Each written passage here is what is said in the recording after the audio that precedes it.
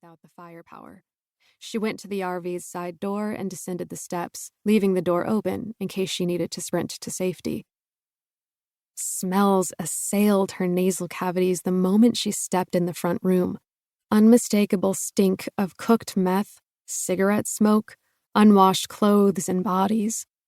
The rider stood beside the front door, eyes on another man who sat on a couch in front of a television the width of the wall showing the still frame of a paused video game. Feet propped on a coffee table, legs splayed wide, asserting his manhood.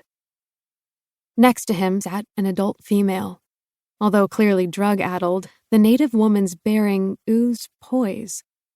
She held back a gasp, recognizing her right away.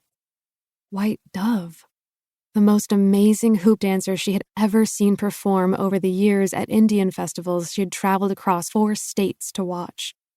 For a moment, she wondered how such an iconic figure wound up here, and then remembered her purpose and couldn't believe her luck.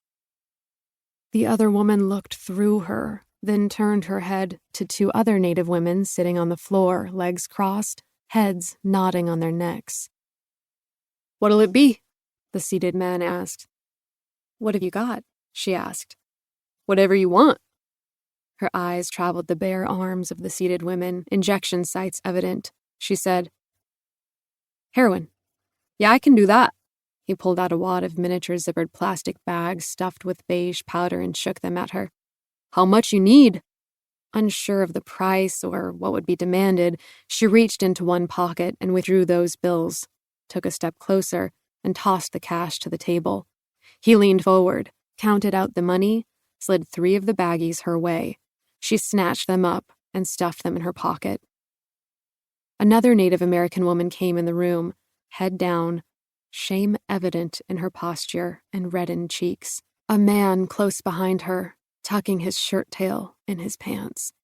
The 3 women followed her with their eyes, but said nothing. "She's got a big rig," the motorbike rider said. "Plenty of room to get them out of here. They got no more money, so what good are they?" The leader of the men seemed to ponder the statement. She hid her hands behind her back to hide her crossed fingers and said, "I could take them." He shrugged. "Whatever. It'll cost you, though." "Do you want help?" she asked the famous dancer. White Dove raised her head, and they locked eyes.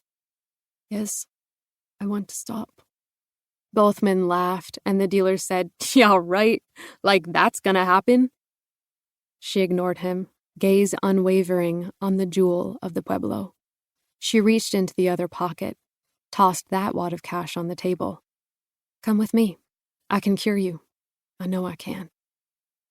White Dove said nothing more as she rose and stepped to the door, a limp hindering her gait. She led the way, followed by the most famous hoop dancer in all of Taos Pueblo history, the other 3 women trailing close behind. Chapter 1. Ava. Now. Showered and dressed in a uniform of a sand-colored shirt and dark tactical pants, Ava Duran moved closer to the mirror hanging on the back of the bedroom door, wound her long hair into a tight bun, then pinned on a gold and silver star-shaped badge. Above her right breast pocket, she fastened a nameplate stenciled with the letters Deputy E. Duran. Next, she put on the thick black strap she had yet to become comfortable wearing around her waist, fastened the keepers of the duty belt lined with leather sheaths to her personal belt, and snugged it tight. The equipment consisted of handcuffs, a collapsible steel baton, spare magazines stuffed with ammunition, pepper spray, a pouch for her cell phone, and a small tactical flashlight. Gear she relied on to stay safe and enforce the law in her county.